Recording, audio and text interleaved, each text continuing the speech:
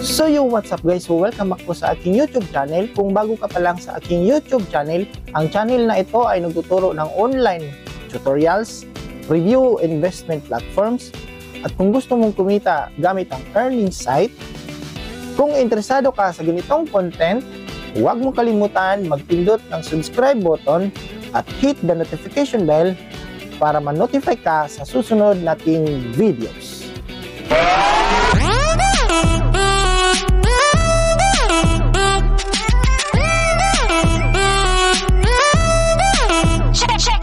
Disclaimer: this channel does not promote or encourage any illegal activities. All contents provided by this channel is meant for educational.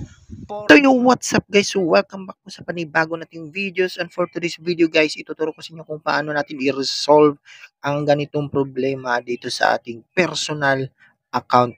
So dito meron tayong resolve na napakahirap, parang board exam na nga ito guys. So dito merong provide a copy of your business license. Kaya nga gumawa tayo ng personal account kasi nga wala tayong business license, wala tayong business permit. So tingnan nyo dito guys, merong provide a copy of your business license. So una na i-resolve natin is yung upload a photo ID. So make sure yung i-upload nyo na ID is match po yung info niya, lalo na sa name, ID number at saka sa address. So match po yung ID natin at sa PayPal info. So diyan po yung i-sure natin. So next naman is yung provide more of transaction. So uunahin natin yan. So ito po yung sagot natin. The service was delivered electronically. Thus it's an intangible goods that does not require shipping.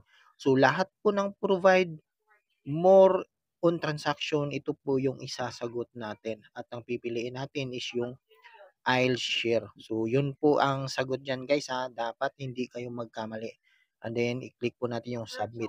So lahat ng transaction ID, pipindutin natin at pipiliin yung I'll share more details on this transaction. So again, lahat ng ID dyan, sasagutan natin. At kailangan hindi kayo magkamali. So lahat ng ID na hinihingi natin dyan, yan po yung isasagot natin dyan. Ayan, I'll share, submit. Ayan, so shoutout nga pala sa may-ari ng account na to guys, kasi nga nagtitiwala siya sa atin na i-fix yung account niya. Ayan, so paste natin. So lahat po dyan, provide more info transaction, parehas lang po yung isasagot natin dyan. At wag na wag kayong magkakamali. So next is explain how your business works. So dito naman, i-copy paste lang po natin yung sagot natin. So kung ano yung sagot natin doon sa provide more info of your transaction, parehas lang po yung isasagot natin dito sa tatlo. Ayan, so general information about my business. So yung tatlong box na yan guys, parehas lang po yung isasagot natin. Ayan, so iulitin natin guys para makita nyo yung sagot natin na tatlong box po yung sinagutan natin. Then after that, click natin yung submit. Ayan, so your information has been submitted. So next naman na isasagot natin is yung itong napakahirap, itong board exam. So bakit nga ba tayo hinanapan ito? Personal account nga yung gamit natin. Kaya nga hindi tayo nag-business account kasi wala tayong business permit or business license. So ayan. So provide a copy of your business license. So ito yung pinaka-importante dito guys. So pumunta kayo sa notes at lagyan nyo ng title na provide a copy of your business license. So wag niyo kalimutan na maglagay ng title. Ayan. So kailangan yung notes nyo guys is merong naka-indicate na date and time. So dito sa atin meron tayong Sunday, May 19 at 21:34 time. So meron pong duration or time and date po yung notes natin. At i-explain natin. So hello sir, good evening. I can provide a copy of a business license because this account is for personal account. So yun po yung i-explain natin. Then pindutin natin yung resolve, browse files, media. So screenshot nyo lang po guys. And then piliin natin yung na-screenshot natin. then select po na. Yan po yung isasagot natin diyan. So wala na po explanation kundi i-upload lang po yung nailagay sa notes natin. And then after that, i-click lang po yung submit. Ayan. So maghihintay lang po tayo ng response ni PayPal dito.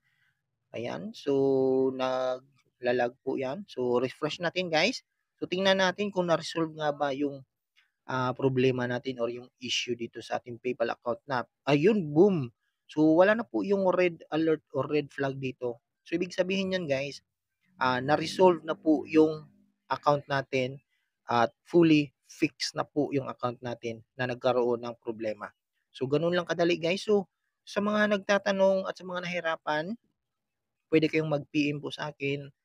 Tuturuan ko kayo ang tamang pagsagot ng ganitong problema dito kay PayPal. So again, yung copy natin dito is ilalagay ko sa description para i-copy paste nyo lang po yung notes natin sa business license na wala naman tayong business license. So yun lang po, guys. So follow for more tips.